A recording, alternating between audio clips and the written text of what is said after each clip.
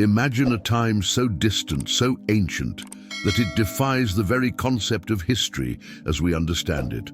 A time before the great storms and surging waters reshaped the earth, before the flood that would forever alter the course of humanity. This was an era of extraordinary longevity, when humans lived not for decades but for centuries. It was a time of intimate proximity to the divine, where the Creator walked among his creation, and the veil between heaven and earth was thin, almost transparent.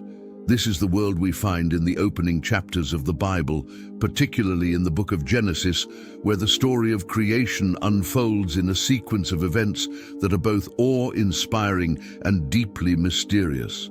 The accounts of this forgotten time, often shrouded in layers of profound symbolism and hidden meanings, reveal a world that transcends the familiar, a world where the lines between the physical and the spiritual were not yet firmly drawn.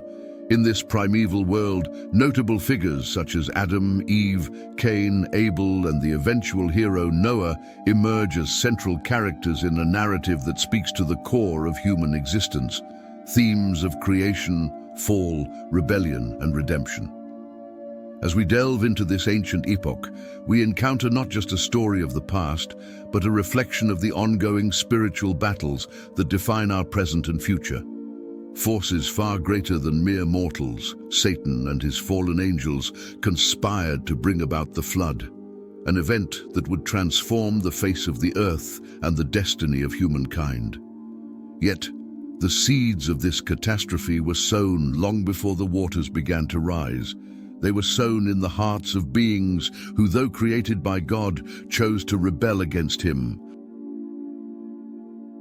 Before the flood, before the fall, even before the creation of humanity, there was an event of cosmic significance, a moment when the very foundations of the earth were laid.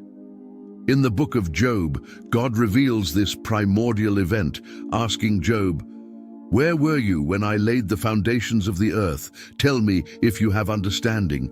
Who determined its measurements? Surely you know. Or who stretched the line upon it?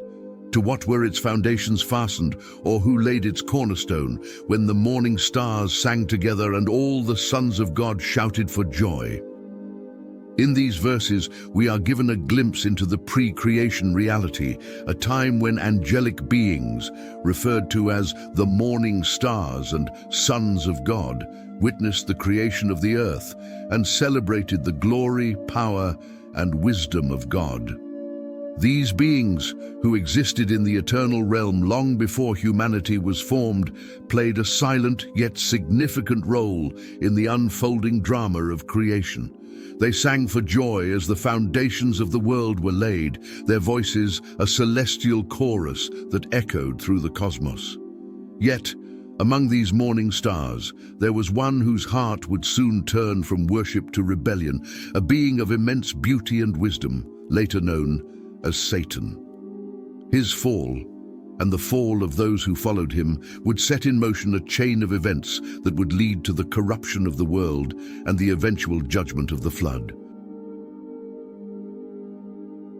In the vast and glorious realms of heaven, where countless angels worshipped God and carried out his commands, there existed a being of unparalleled beauty and wisdom, an angel named Lucifer. He was created to reflect the light and glory of God, but something dark began to grow in his heart. Although the Bible gives us only brief glimpses into this story, these glimpses are enough to reveal the incredible significance of what happened next. Lucifer, like all angels, was given free will, the ability to choose between following God or going his own way. Tragically, in an act of unimaginable pride and ambition, Lucifer chose to rebel. No longer content with his position, he wanted to be more than just a servant of God. He wanted to be equal to God himself. The Bible, in the book of Jude, refers to this rebellion when it speaks of angels who did not keep their proper domain but left their own abode. These words tell us that Lucifer and the angels who followed him abandoned the purpose for which they were created. Instead of remaining in their rightful place of worship and service, They chose a path that led them away from the light of God's presence and into the shadows of rebellion. Lucifer, now known as Satan, led this great rebellion. His goal was nothing less than to overthrow God's authority and exalt himself above the Creator. He rallied other angels to his cause, convincing them to join his revolt against the Most High, but his plan was doomed to fail. God, in his infinite power and justice, cast Satan and his rebellious angels out of heaven. Jesus, who witnessed this momentous event, later described it to his disciples. "I saw Satan fall like lightning from heaven." With these words, Jesus captured the swift and decisive nature of Satan's defeat. The once glorious angel was now a fallen being, expelled from the heavenly realms he had once inhabited. This fall marked the beginning of an ongoing cosmic conflict, a spiritual war that spans the ages. It is a war between two kingdoms, the kingdom of God, ruled by the Prince of Peace, and the kingdom of darkness, ruled by Satan, the Prince of Lies. This battle is not just a distant struggle in the heavens. It has direct consequences here on earth, where humanity itself has become the battleground. From the very beginning, Satan's aim has been to turn God's creation against him, to spread lies, chaos, and destruction. And yet, despite the darkness he brings, the light of God's truth continues to shine. This cosmic battle between good and evil, between the kingdom of God and the forces of darkness, is one that continues to this day, affecting every human life. But the story doesn't end with Satan's rebellion. It's only the beginning of God's plan to ultimately restore what was lost and to bring light into the darkest places. The first attack in this spiritual war took place in the Garden of Eden, a place of unparalleled beauty and divine provision. The word Eden in Hebrew means delight or pleasure, and indeed, the garden was a paradise where humanity could meet with God and enjoy his presence. Yet this paradise was also the stage for the first act of human rebellion, orchestrated by Satan himself. Satan, now in the form of a serpent, approached Eve with a series of cunning strategies designed to lead her away from God's command. His first tactic was doubt. Did God really say, "You must not eat from any tree in the garden"? With this question, the serpent planted a seed of doubt in Eve's mind, making her question the clarity and truth of God's word. His second strategy was deception. When Eve mentioned that eating the fruit of the tree of the knowledge of good and evil would result in death, the serpent responded, "You will not surely die." This blatant lie contradicted God's warning and made Eve doubt the severity of the consequences. Finally, Satan used temptation to lure Eve into disobedience. He told her that eating the fruit would open her eyes, making her like God, knowing good and evil. This appeal to pride and the desire for autonomy was too strong for Eve to resist. She took the fruit and ate it, and then gave some to Adam, who also ate. This act of disobedience marked the first fall of humanity. The consequences were immediate and far-reaching. Adam and Eve were expelled from the garden, and sin entered the world, bringing with it death, suffering, and a broken relationship with God. Yet, even in the midst of this tragedy, God made a promise that the serpent's head would be crushed by the offspring of the woman, foreshadowing the ultimate victory of Christ over Satan. The sin that began in the Garden of Eden quickly spread to the next generation. Adam and Eve had two sons, Cain and Abel. Abel was a shepherd, and Cain was a farmer. Both brought offerings to the Lord, but while Abel's offering was accepted, Cain's was not. The rejection of his offering filled Cain with rage and jealousy, leading him to commit the first murder in human history. Despite God's warning to master the sin that was crouching at his door, Cain lured his brother Abel into a field and killed him. When God confronted Cain, he responded with defiance, asking, "Am I my brother's keeper?" For this crime, Cain was cursed to become a restless wanderer, far from his family and home. Cain's descendants continued down a path of violence and wickedness. His lineage produced men who were skilled in various crafts, such as Jabal, the father of those who live in tents and raise livestock, Jubal, the father of all who play the harp and flute, and Tubal-Cain, an instructor of every craftsman in bronze and iron. Yet, despite these advancements in civilization, the seed of violence sown by Cain took root and flourished. One of Cain's descendants, Lamech, boasted of killing a man for wounding him and declared that if Cain would be avenged sevenfold, then Lamech 77-fold. This statement reflects the escalating violence and lawlessness that characterized the line of Cain, a stark contrast to the righteous lineage of Seth, another son born to Adam and Eve after Abel's death. The descendants of Seth, unlike those of Cain, began to call on the name of the Lord, seeking to worship and honor him. It was through this line that Enoch, a man who walked with God, was born. Enoch's life was so pleasing to God that he did not experience death. Instead, God took him away. This extraordinary event was a testament to Enoch's faithfulness and a sign that even in a world increasingly filled with wickedness, it was still possible to live in close fellowship with the Creator. As the population of the earth grew, so did its wickedness. The Bible describes a time when the sons of God saw that the daughters of men were beautiful, and they took wives for themselves from among them. This union between the sons of God, interpreted by many as fallen angels, and human women produced offspring known as the Nephilim, a race of giants who were mighty men of old, men of renown. The presence of the Nephilim on earth marked a significant escalation in the corruption of humanity. These beings, larger and stronger than ordinary humans, became symbols of the moral and spiritual decline that had taken hold of the world. Their existence further distanced people from God, as they were often revered, feared, and possibly even worshipped as gods themselves.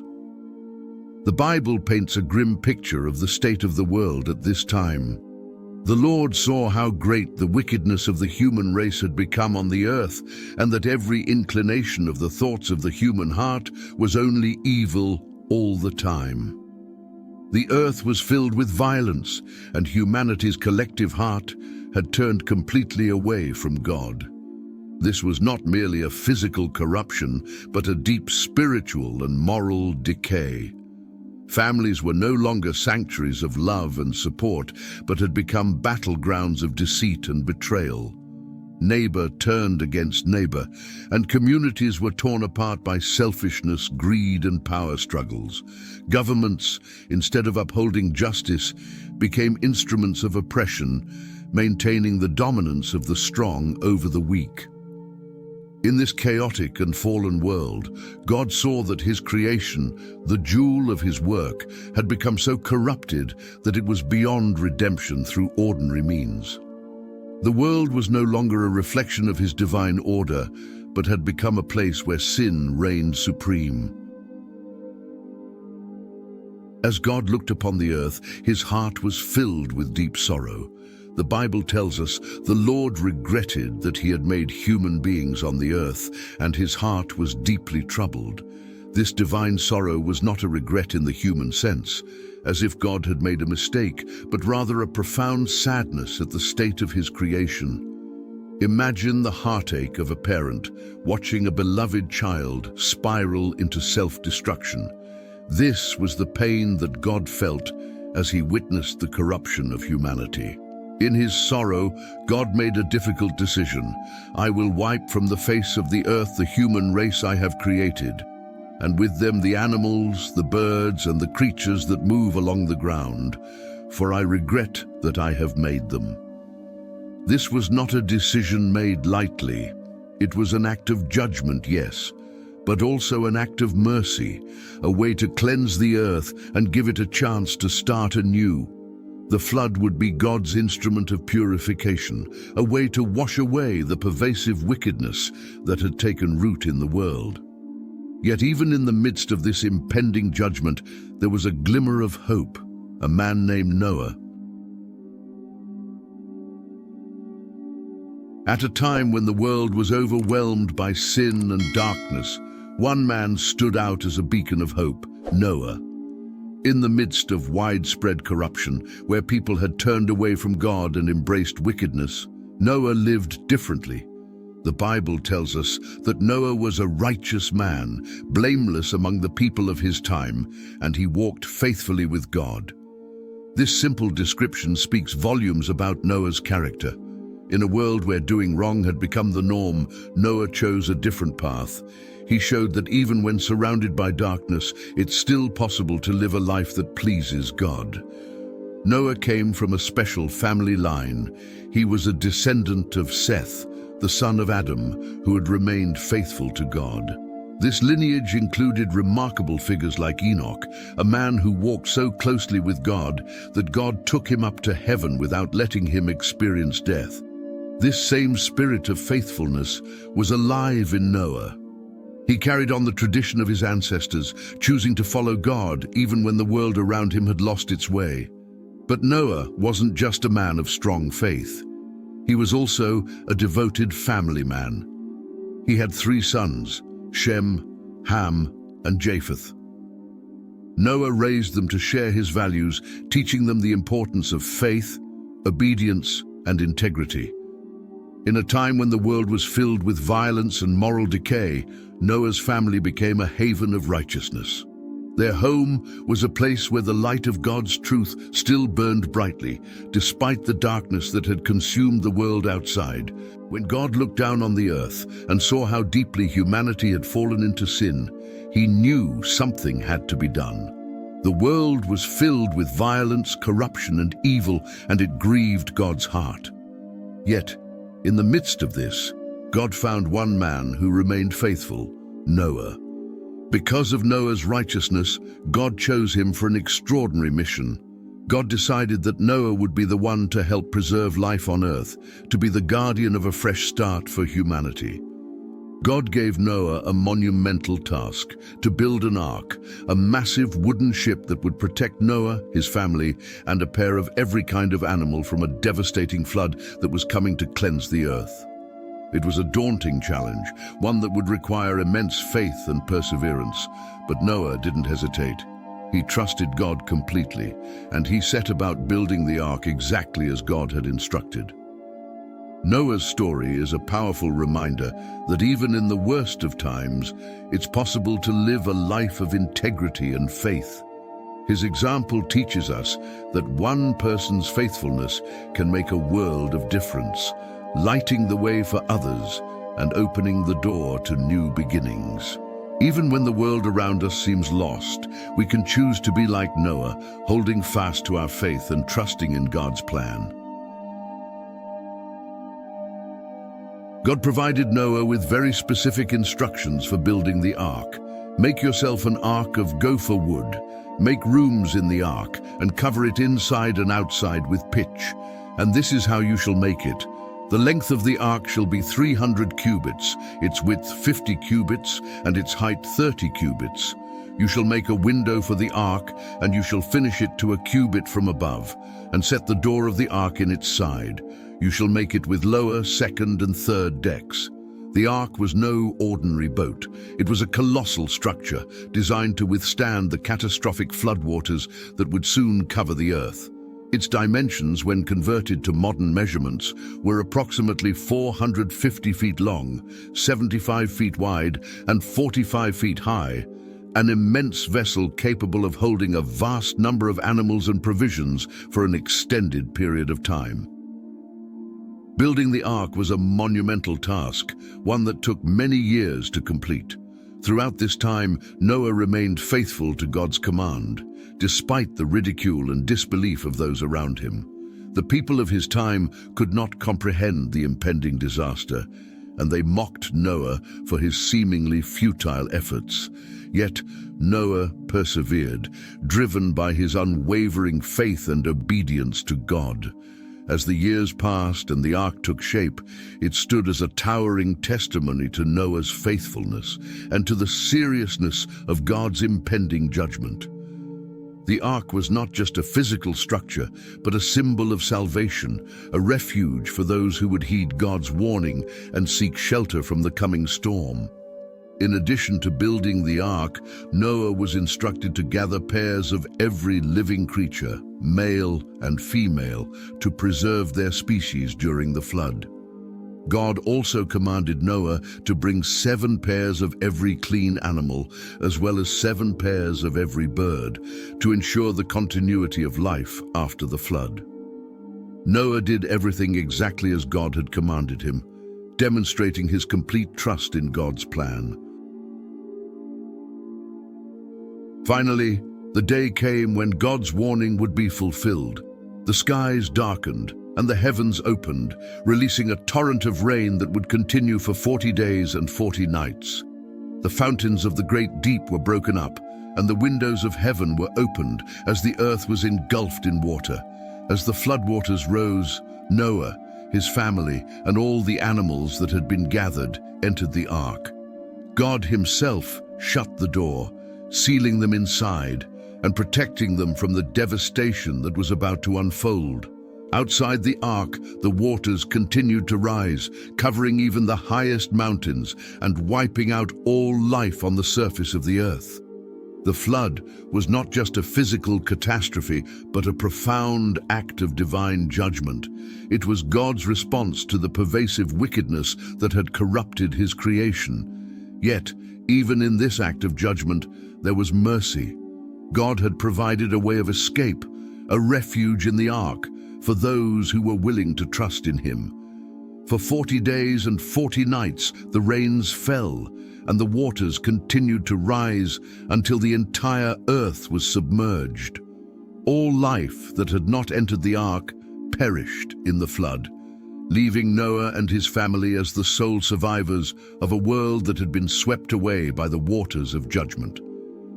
Yet, the flood was also an act of renewal.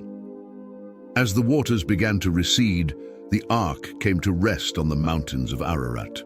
After several months, the land began to dry, and Noah and his family were able to leave the ark and step into a world that had been cleansed and made new.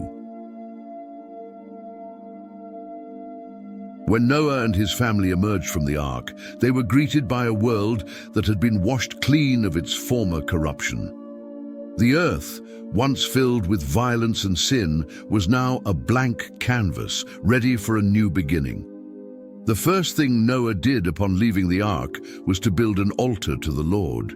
He offered burnt offerings of clean animals and birds as a sign of gratitude and worship.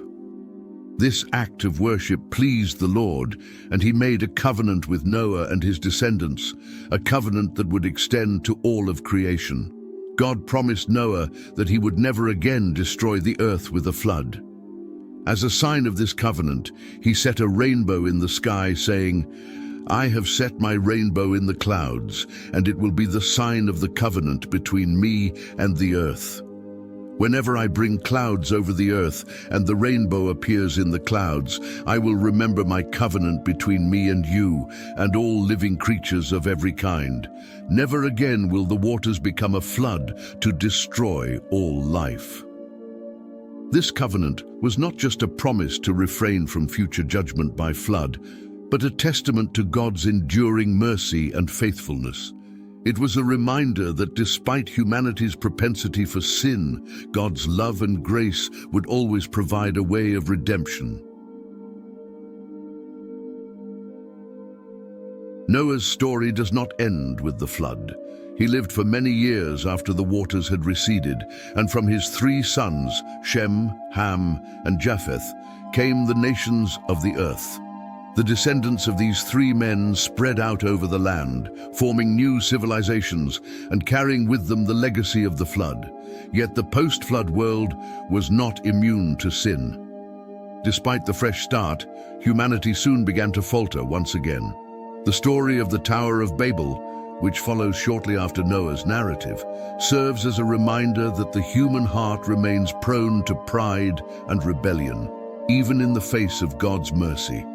However, Noah's legacy is not one of failure, but of hope. His obedience and faithfulness in the face of overwhelming darkness set the stage for the continuation of God's redemptive plan, a plan that would ultimately culminate in the coming of the Messiah, Jesus Christ, who would crush the head of the serpent and bring salvation to all who believe.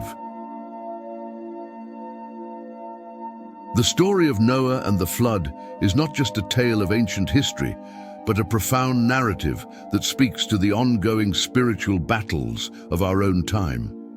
It reminds us of the consequences of sin and the reality of divine judgment, but it also points to the enduring hope found in God's mercy and grace. In a world that often seems consumed by darkness, the story of Noah encourages us to walk in righteousness, to remain faithful to God, even when it seems that the world around us is falling apart. It calls us to build our own arks of faith, to seek refuge in God's promises, and to trust in His plan for our lives. As we reflect on this forgotten era, we are reminded that just as God provided a way of escape for Noah and his family, He has provided a way of salvation for us through Jesus Christ. The floodwaters may rise, the storms may come, but those who place their trust in God will find safety and peace in His unfailing love. And so the story of Noah continues to resonate through the ages, a beacon of hope, a testimony to the power of faith, and a reminder that no matter how dark the world may become, God's light will always shine through. With the sharing in the short video above, you have seen that when we have absolute trust in God, all good things will come to you. Leave a comment to share your feelings, and don't forget to subscribe to the channel to receive more useful lessons.